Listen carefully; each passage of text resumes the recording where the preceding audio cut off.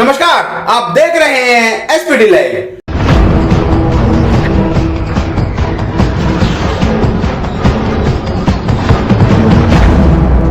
SPD live. आज लखनऊ में आत्मनिर्भर भारत संकल्प अभियान 2025 के अंतर्गत आत्मनिर्भर भारत स्वदेशी संकल्प विषय पर प्रदेश स्तरीय कार्यशाला का आयोजन किया गया। कार्यक्रम में उत्तर प्रदेश के मुख्यमंत्री योगी आदित्यनाथ ने स्पष्ट शब्दों में कहा, स्वदेशी अब केवल नारा नहीं बल्कि आत्मनिर्भर भारत की पहचान है। आइए अब पूरा विस्तार से देखते हैं आखिर उत्तर प्रदेश के मुख्यमंत्री योगी आदित्यनाथ ने कार्यक्रम के मंच से आत्मनिर्भर भारत स्वदेशी संकल्प पर क्या कहा। घर घर हर घर स्वदेशी, हर घर स्वदेशी, हर घर स्वदेशी। आत्मनिर्भर भारत संकल्प अभियान 2025 की इस कार्यशाला में आज उपस्थित भारतीय जनता पार्टी के कर्मठ प्रदेश अध्यक्ष माननीय चौधरी भूपेंद्र सिंह जी, वीरभूमि चित्तौड़गढ़ से लोकप्रिय सांसद, राजस्थान के पूर्व प्रदेश अध्यक्ष और इस कार्यक्रम के राष्ट्रीय स्तर पर सह संयोजक के रूप में जिनका भी मार्गदर्शन आप सबको प्राप्त हुआ है, ऐसे माननीय श्री सीपी जोशी जी, भारतीय जनता पार्टी के हमारे प्रदेश के संगठन के महामंत्री सम्मानित श्री धर्मपाल जी, अभियान के संयोजक श्री ब्रज बहादुर जी, प्रदेश टोली से जुड़े हुए सभी हमारे पदाधिकारीगण और प्रदेश के सभी जनपदों से यहाँ पर उपस्थित भारतीय जनता पार्टी के सभी कार्यकर्ता बहनों और भाइयों, मैं सबसे पहले शारदीय नवरात्रि के अवसर पर आप सबका हृदय से अभिनंदन करता हूं, आप सबका स्वागत करता हूं इस विशेष कार्यशाला में।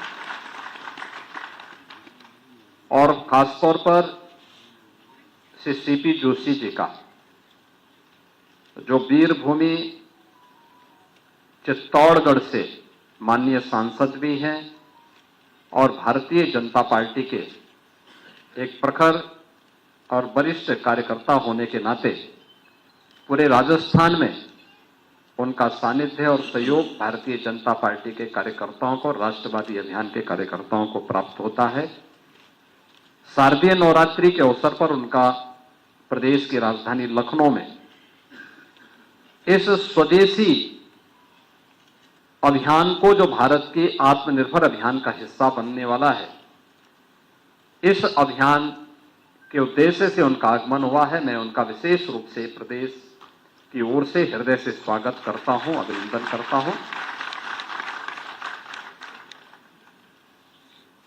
आज का ये कार्यक्रम अत्यंत महत्वपूर्ण कार्यक्रम है,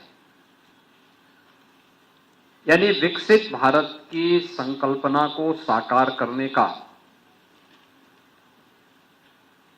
उसकी आधारशिला को सुदृढ़ करने का अभियान है।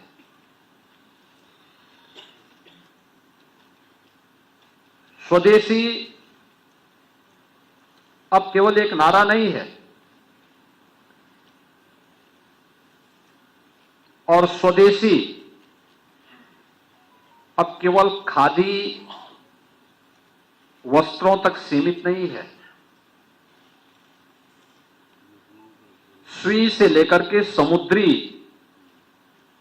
मालवाहक जहाजों से के निर्माण को लेकर के और एक फाउंटेन पेन से लेकर के एरोप्लेन के निर्माण को लेकर के भारतीय जनता पार्टी के नेतृत्व की सरकार देश के अंदर इस प्रकार का प्रोडक्शन कर रही है। इसलिए स्वदेशी की इस अवधारणा को विराट और व्यापक रूप दिया है आदरणीय प्रधानमंत्री जी ने। जो भारत में निर्मित हो, जिससे भारत के श्रमिकों का पसीना लगा हो और भारत की युवा शक्ति की प्रतिभा जिसके निर्माण में लगी है, वह हमारे लिए स्वदेशी है। Make in India, make for the world, यानी पूरी दुनिया के लिए भारत के द्वारा बनाया गया उत्पाद जो पूरी दुनिया के लिए उपयोगी हो, दुनिया उसका अनुसरण करने के लिए मजबूर हो, वह सब हमारे लिए स्वदेशी है। और उस स्वदेशी को हम सब अपने जीवन का हिस्सा बना सकें, यह अत्यंत महत्वपूर्ण है। उस अभियान में आपको अपनी अपनी इकाई में योगदान देना है। इसलिए महत्वपूर्ण संगोष्ठी और शारदीय नवरात्रि की द्वितीया तिथि को यह आपके लिए भी और हम सब के लिए भी अत्यंत महत्वपूर्ण विषय है। आपने यहां पर अभी इस कार्यक्रम के राष्ट्रीय सह संयोजक श्री सीपी जोशी के उद्बोधन को सुना है। उन्होंने बड़ी सहजता के साथ इस बात को कहा कि एक समय दुनिया की अर्थव्यवस्था में भारत का जो योगदान था वह 40% था। यह 2000 वर्ष पहले की बात है और ज्यादा दूर मत जाइए। आज से 300 वर्ष पहले, 300 वर्ष पहले दुनिया की अर्थव्यवस्था में भारत का जो योगदान था वो 25% था। 25% योगदान भारत का था।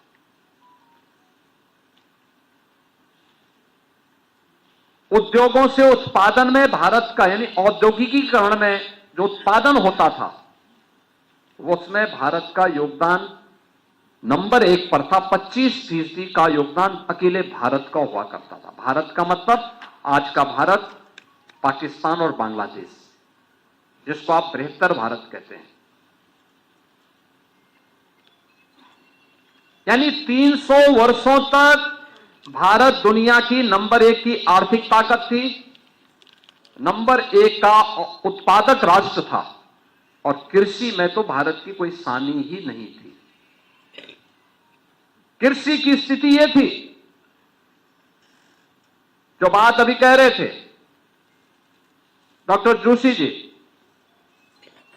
दुनिया के अंदर अगर आप देखेंगे, वास्तव में यह सच है कि अगर भौगोलिक दृष्टि से आप देखेंगे तो भारत का स्थान दुनिया के अंदर 7वें राष्ट्र के रूप में आता है। इस हमारा जो भौगोलिक क्षेत्रफल है वो 7वें नंबर पर आता है। नंबर 1 पर रूस है, नंबर 2 पर चीन आता है, नंबर 3 पर अमेरिका आता है, नंबर 4 पर ब्राजील का नंबर आता है, फिर ऑस्ट्रेलिया का नंबर आता है, कनाडा का नंबर आता है, कनाडा के बाद ब्राजील, ब्राजील के बाद ऑस्ट्रेलिया, ऑस्ट्रेलिया के बाद तब भारत, बृहत्तर भारत का नंबर आता है। यानी भारत, पाकिस्तान और बांग्लादेश का जो कुल भूभाग है, इसके पास लगभग 42.5 करोड़ हेक्टेयर की भौगोलिक क्षेत्रफल था हमारे पास।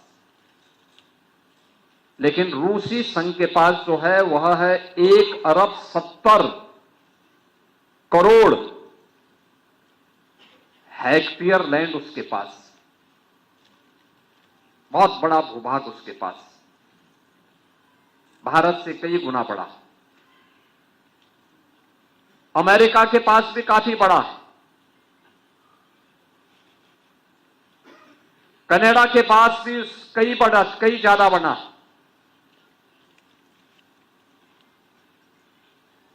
ब्राजील के पास भी, चीन के पास भी लेकिन भौगोलिक दृष्टि से सभी भारत से बहुत बड़े हैं। लेकिन अगर कृषि योग्य भूमि की दृष्टि से देखेंगे तो दुनिया के अंदर जितनी भूमि है इन देशों के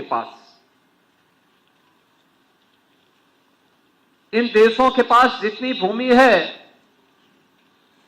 उसमें केवल और केवल 20% भूमि पर ही कृषि हो सकती है, उससे ज्यादा नहीं हो सकती। और भारत अकेले देश है जिसकी 60% से अधिक भूभाग पर बेहतर कृषि होती है और दुनिया की सबसे उर्वरा भूमि और सबसे अच्छा जल संसाधन भारत रखता है। एक नहीं कई कई फसलें भारत ले सकता है और भारत लेता था। भारत कपड़े का सबसे बड़ा उत्पादक था। दुनिया के अंदर भारत कपड़ा बेचता था। आपने बंगाल के उन कारीगरों का इतिहास सुना होगा, जाना होगा, जिन कारीगरों ने को विदेशी आक्रांताओं ने, विदेशी उन शासकों ने अपने स्वार्थ के लिए जिनके हाथ काट दिए थे, उनकी कारीगरी को समाप्त करने के लिए किस प्रकार के षड्यंत्र रचे गए थे, ये किसी से नहीं छुपा हुआ है। खेती किसानी में भी भारत के अंदर जब तक भारत का किसान, आप में से बहुत सारे लोग जानते होंगे और आपसे एक पीढ़ी पहले के लोग जानते होंगे, हमारे यहां खेती बाड़ी में urea, potash, DAP, zinc phosphate या कोई भी पेस्टिसाइड, कोई भी केमिकल इस्तेमाल नहीं होता था। यह सीजन था, होली से लेकर के और दीपावली के बीच हर गांव में गाय, बकरी, भैंस ये खेतों में बांधे जाते थे और खेतों में बांध करके वह उसी हिसाब से खेती की उर्वरता को बनाते थे। यानी जितनी हम खेती का दोहन करते थे उससे कई गुना हम खेती को रिटर्न करते थे। उसके माध्यम से परिणाम क्या होता था? आज जिसको लेकर के प्रधानमंत्री जी नेचुरल फार्मिंग कह रहे हैं, जिसके लिए सुभाष पालेकर जी कहते हैं जीरो बजट खेती, ये जीरो बजट खेती ही हमारा अन्नदाता किसान इस देश के अंदर करता था। ये वही खेती थी, गाय का गोबर, गाय का मूत्र, गाय से जुड़े हुए उत्पाद, गाय का खुर उस धरती को मुलायम भी करता था, उसकी उर्वरता को भी बनाता था। परिणाम क्या होता था? खूब अन्न उत्पादन होता था, खूब अन्न उत्पादन होता था, धन धान्य से परिपूर्ण था। कहते हैं भारत पे जब इस्लाम ने पहला हमला किया था उस समय भारत की आबादी, यानी उसके बाद भी सन 1100 तक भारत के अंदर हिंदुओं की आबादी 60 करोड़ थी, 60 करोड़। और 1947 में जब ये देश आजाद हुआ उस समय हिंदुओं की आबादी रह गई थी मात्र 30 करोड़। आप मुझे बताइए, इन 800-900 वर्षों में हमारी आबादी बढ़नी चाहिए थी कि कम होनी चाहिए थी? कम हुई। हम 60 करोड़ से 30 करोड़ पे आ गए। यानी आबादी ही नहीं घटी, हमारी खेती के उत्पादन को भी कम कर दिया गया। ये आबादी जो कम हुई, आक्रांताओं ने ही मारा नहीं, बल्कि भूख से मरे, बीमारी से मरे, तमाम अन्य प्रकार की यातनाओं से मरे। विदेशी दास्ता ऐसे ही होती है। इस देश पे वही किया गया,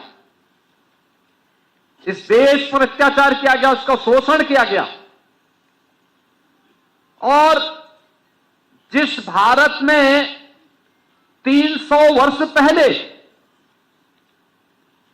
आधी से कम आबादी खेती पर निर्भर करती थी, आधी से अधिक आबादी उद्योग धंधों में लिप्त थी, बड़े उद्योग नहीं, यहां पे कल कारखाने थे, लघु सीमांत और लघु और कुटीर उद्योगों का एक जाल फैला हुआ था।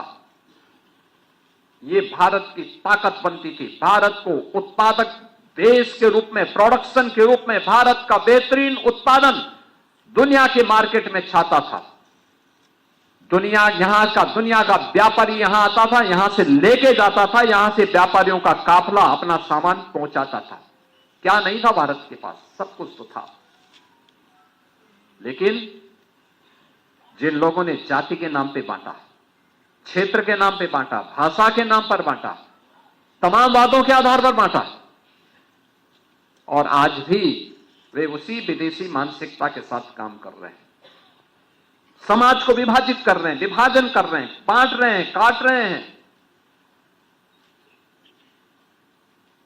वे लोग इस स्वदेशी अभियान में भी तमाम प्रकार की उंगलियां उठाएंगे।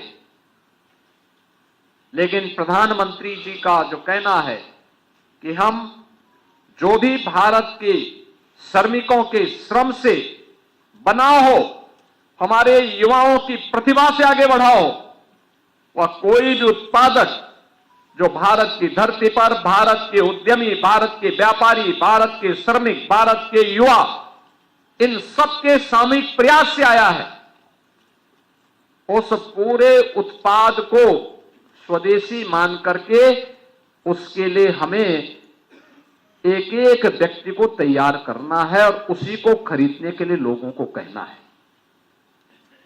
क्योंकि भारत के अंदर बना हुआ कोई भी उत्पाद जब हमारा नागरिक खरीदेगा, क्योंकि ये तो तय है कि आज के दिन पे दुनिया के अंदर भारत सबसे बड़ा उपभोक्ता बाजार भी है।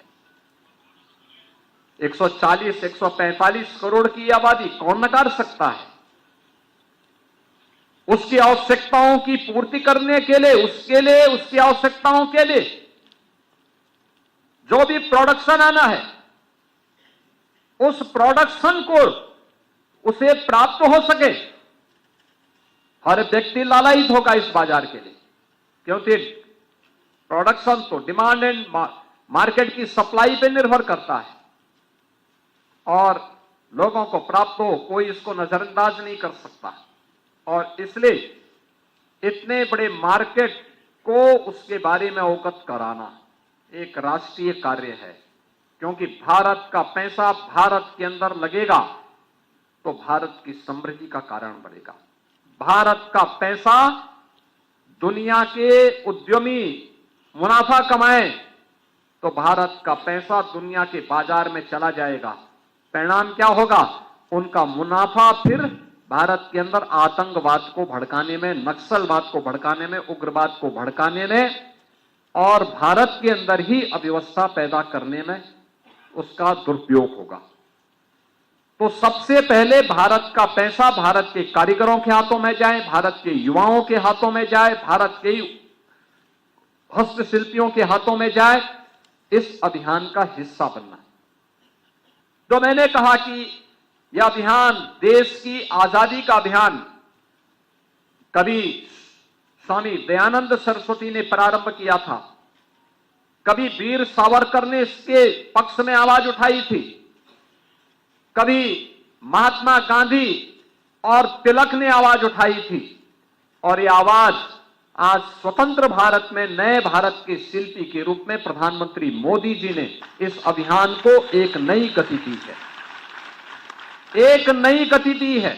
और आदरणीय प्रधानमंत्री जी की प्रेरणा से हम लोगों ने उत्तर प्रदेश में 1 डिस्ट्रिक्ट 1 प्रोडक्ट की स्कीम निकाली थी, योजना निकाली थी, जो अब तक की सफलतम योजनाओं में से एक है देश के अंदर।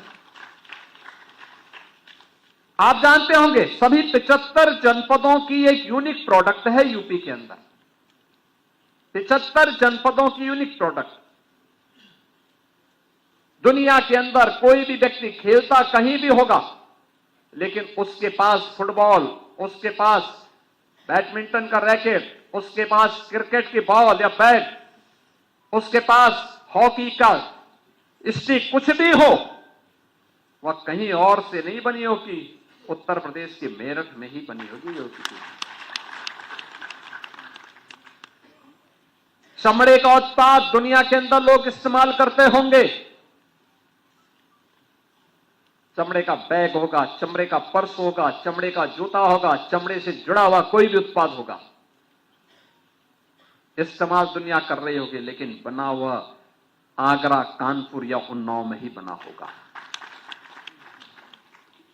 कारपेट दुनिया के अंदर कोई भी इस्तेमाल कर रहा होगा, लेकिन बना होगा भदोई, वाराणसी, मिर्जापुर में ही, उत्तर प्रदेश के अंदर। सिल्क की साड़ी दुनिया के अंदर लोग इस्तेमाल करते होंगे, लेकिन बनी होगी वाराणसी और आजमगढ़ में। जरी जरदोजी के कार्य को दुनिया के लोग इस्तेमाल करते हैं, लेकिन वो बनी होगी लखनऊ में। ग्लास का आइटम लोग अपने घरों में इस्तेमाल करते होंगे, घर के दैनिक कार्यों के साथ साथ उनके घर की डाइनिंग की शोभा बढ़ाने के लिए भी, लेकिन बना होगा फिरोजाबाद में ही। हर घर की शुरुआत होती है सुबह की चाय से, और चाय परोसा जा रहा होगा, जो चीनी मिट्टी का बर्तन बना होगा खुर्जा में ही बना होगा। ब्लैक पॉटरी बनी होगी तो आजमगढ़ में बनी होगी, टेराकोटा बना होगा तो गोरखपुर में बना होगा। यानी ये वन डिस्ट्रिक्ट वन प्रोडक्ट की सभी जगह की, और दुनिया के अंदर सबसे अच्छा चावल भी अगर किसी को खाना है तो सिद्धार्थनगर का काला नमक चावल खा लीजिए।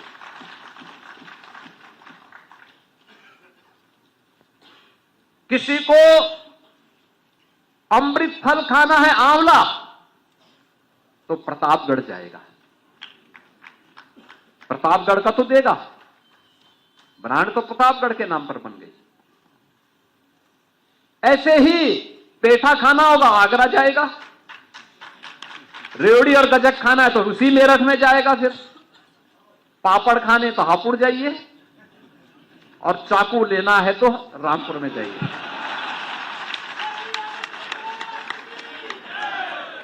लेकिन ये वन डिस्ट्रिक्ट वन प्रोडक्ट की उत्तर प्रदेश की स्कीम ने, जो प्रधानमंत्री जी की प्रेरणा से हमने प्रारंभ की, इसने रोजगार दिया। 96 लाख यूनिट उत्तर प्रदेश के अंदर स्थापित हुई हैं। इस 17 के पहले मृत प्राय हो चुका था, लोग पलायन कर रहे थे, कारीगर हताश था, निराश था, सरकार का प्रोत्साहन नहीं था, बड़े पैमाने पे लोग भाग रहे थे। हम लोग आए, हमने स्कीम बनाई, उसको फिर से जोड़ा, उसको एक नई गति दी, उस अभियान को एक नए सिरे से आगे बढ़ाने का काम किया, और आगे बढ़ाने के साथ साथ जब उसको मजबूती प्रदान की, उसको हमने डिजाइन दी, उसको हमने टेक्नोलॉजी दी, उसको हम लोगों ने मार्केट दिया, उसकी ब्रांडिंग की, और हर प्रकार से उसको प्रोत्साहित किया, पैकेजिंग की सुविधा दी। आज परिणाम क्या है? 2 लाख करोड़ रुपए का केवल हम एक्सपोर्ट कर रहे हैं, 2 लाख करोड़ का। आप जाइए भदोई में, 14,000 करोड़ रुपए का केवल एक्सपोर्ट होता है। ये दुनिया के मार्केट में, डोमेस्टिक मार्केट अलग है। आप चले जाइए मुरादाबाद में, ब्रास के लिए, ब्रास का आइटम 12 से लेके 14,000 करोड़ का वहां से एक्सपोर्ट होता है, डोमेस्टिक मार्केट का अलग है। अगर आप चले जाइए फिरोजाबाद में, 4 से 5,000 करोड़ का केवल एक्सपोर्ट हो जाता है। यानी हर एक मार्केट की अपनी एक पहचान है, अपनी एक ताकत बनी है। और परिणाम क्या है? जो उत्तर प्रदेश माना जाता था कि ये बीमारू राज्य है, वो अकेले 2 लाख करोड़ का केवल एक्सपोर्ट कर देता है ओडीओपी के माध्यम से। ये पैसा गवर्नमेंट के पास कम, हमारे उद्यमियों के पास, हमारे कारीगरों के पास, हमारे श्रमिकों के पास आता है, और इसमें 2 करोड़ लोग रोजगार प्राप्त कर रहे हैं। 2 करोड़ लोग, 2 करोड़ का मतलब 10 करोड़ लोगों का सीधे सीधे इस कारोबार के साथ जुड़ाव होता है। यह है ताकत। यानी कम पूंजी पर, कम स्थान पर, घर के अंदर भी यह काम हो सकता है। लोग यही करते हैं और उसका लाभ प्राप्त होता है। यह है ताकत हमारी। और उस ताकत को जो हर एक क्षेत्र में भारत के अंदर पैदा हो रहा है।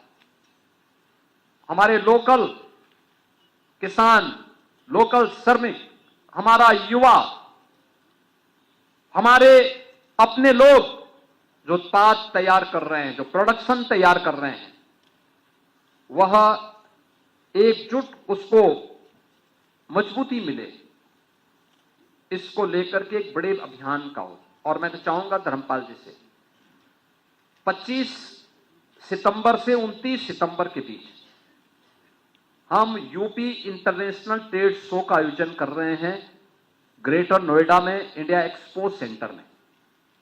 आदरणीय प्रधानमंत्री जी इसका उद्घाटन करेंगे इसी 25 सितंबर को, प्रातः 9:30 बजे उद्घाटन करेंगे। ये स्वदेशी और आत्मनिर्भर का सबसे अच्छा मॉडल है। आप देखना, ये उसका तीसरा संस्करण है हमारा, हम पिछले 3 वर्षों से कर रहे हैं। उत्तर प्रदेश के अंदर किसी भी जनपद में जो बना होगा उसको वहां पे केवल डिस्प्ले और शो केसिंग ही नहीं की जाती, 500 विदेशी व्यापारी भी आए हैं खरीदारी करने के लिए, और देश भर से भी व्यापारी वहां आए हैं। अभी से सारे hotel, Delhi, Noida, greater Noida, Yamuna authority के सारे होटल अभी से पैक हो चुके हैं, जो लोग अभी से खरीद, यानी गत वर्ष 2200 करोड़ की वहां पे बिक्री हुई थी, 2200 करोड़ की। अनुमान करिए 4 दिन में 2200 करोड़ की बिक्री हुई थी। यानी एक सफलतम आयोजन होता है जो उत्तर प्रदेश के कारीगरों को, हस्तशिल्पियों को, उद्यमियों को वहां पर एक प्लेटफॉर्म प्राप्त होता है। और उत्तर प्रदेश तो आज वन डिस्ट्रिक्ट वन प्रोडक्ट और खादी के प्रोडक्शन से लेकर के डिफेंस प्रोडक्शन तक अपनी ताकत का भरपूर इस्तेमाल कर रहा है। अन्नदाता किसान खुशहाल है, उसको लागत का 1.5 गुना से अधिक दाम मिल रहा है। अकेले गन्ना किसानों को हमने पिछले 8 वर्ष के अंदर 2,86,000 करोड़ रुपए का गन्ना मूल्य का भुगतान उसके खाते में डीबीटी के माध्यम से किया है। लगातार इन कार्यक्रमों को एक तरफ आगे बढ़ाया जा रहा है। 45 लाख करोड़ रुपए से अधिक के निवेश के प्रस्ताव यहां पर आए, बेहतरीन कनेक्टिविटी भी बनाई गई, और वन डिस्ट्रिक्ट वन प्रोडक्ट और विश्वकर्मा श्रम सम्मान और पीएम विश्वकर्मा जैसी स्कीम के माध्यम से इसको प्रभावी ढंग से आगे बढ़ाने का काम किया जा रहा है। और उत्तर प्रदेश का इंटरनेशनल ट्रेड शो प्रधानमंत्री मोदी जी के उसी अभियान का हिस्सा है, जो इसका 3य संस्करण 25 सितंबर को आदरणीय प्रधानमंत्री जी के कर कमलों से ग्रेटर नोएडा में ही संपन्न होने जा रहा है। आप एक बार जाके देखेंगे, उन स्टॉल को देखेंगे, लगभग 2,500 के आसपास स्टॉल लगे हुए हैं उत्तर प्रदेश के सभी 75 जनपदों के। आज इलेक्ट्रॉनिक कंपोनेंट कोई भी हो देश का, उसका 60% प्रोडक्शन यूपी कर रहा है, और 60% मोबाइल फोन अकेले उत्तर प्रदेश में बन रहे हैं आज के दिन पे।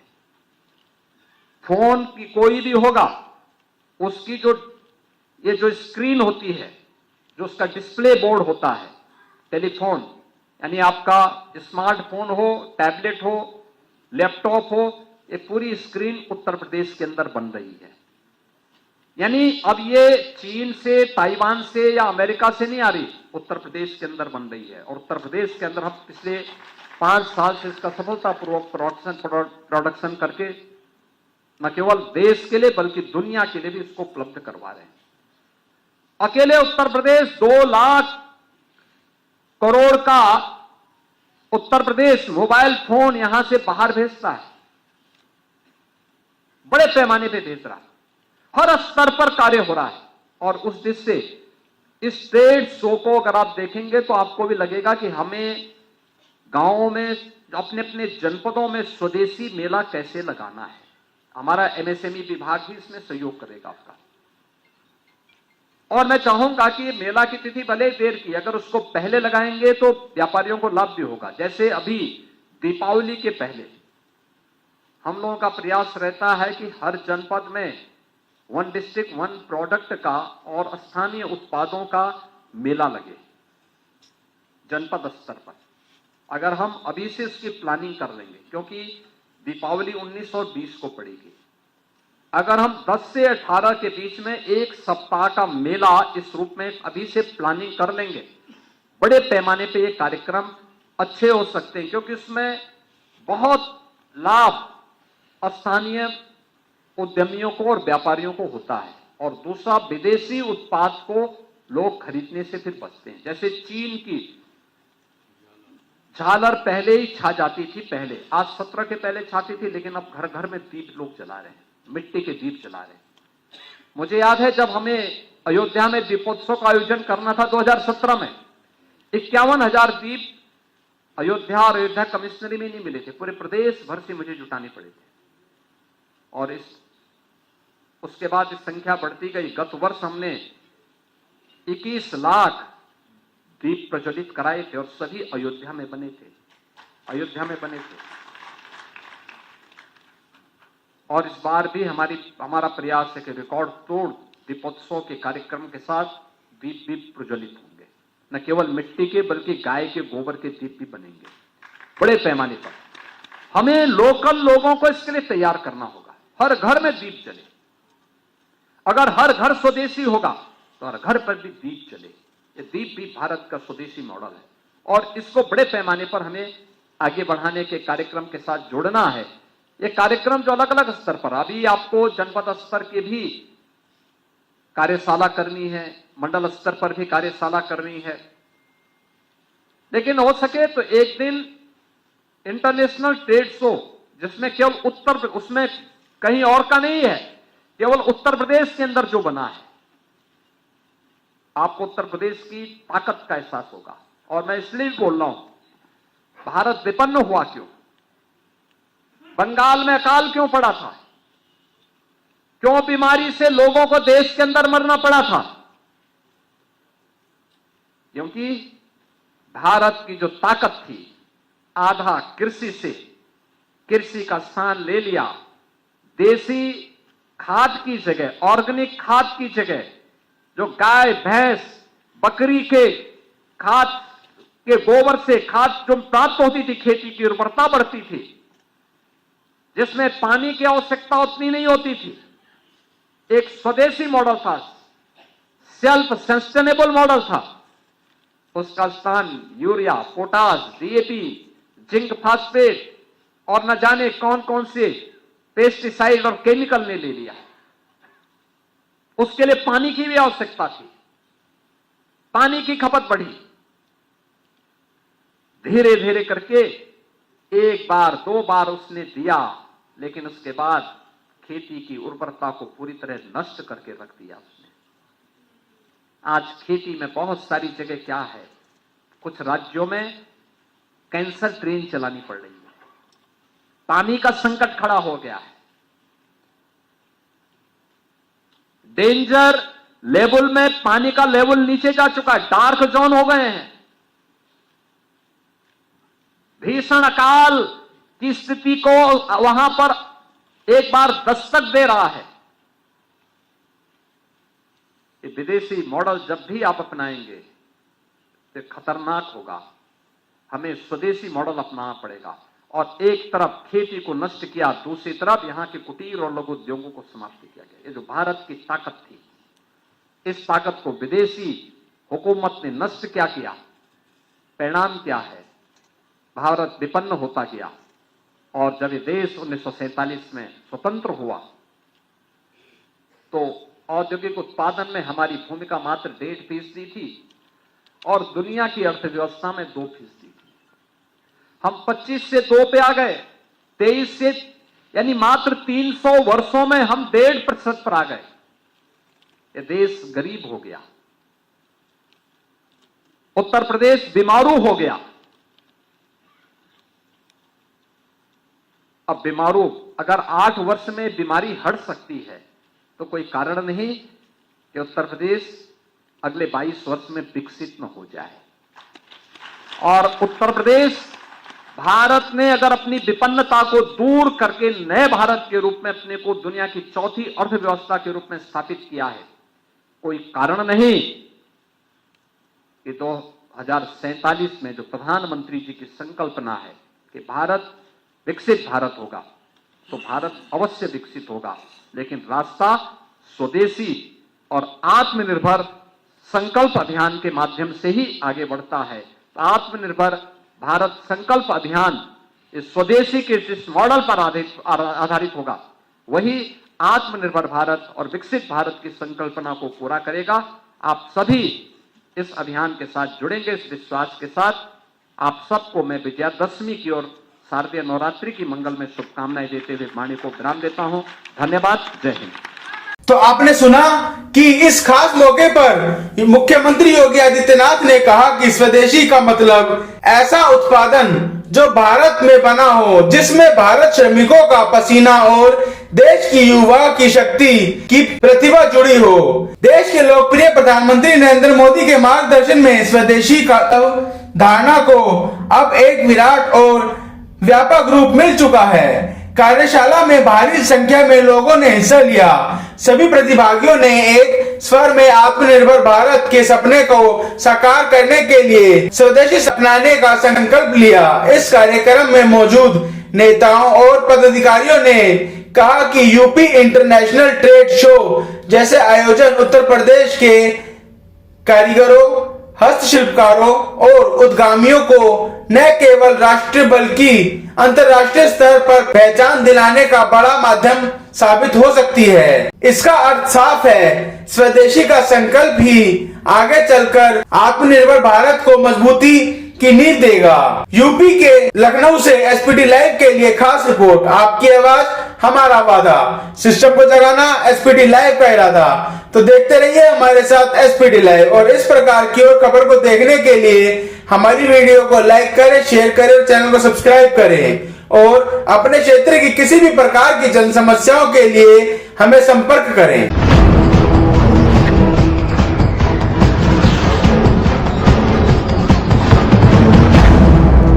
SPT Live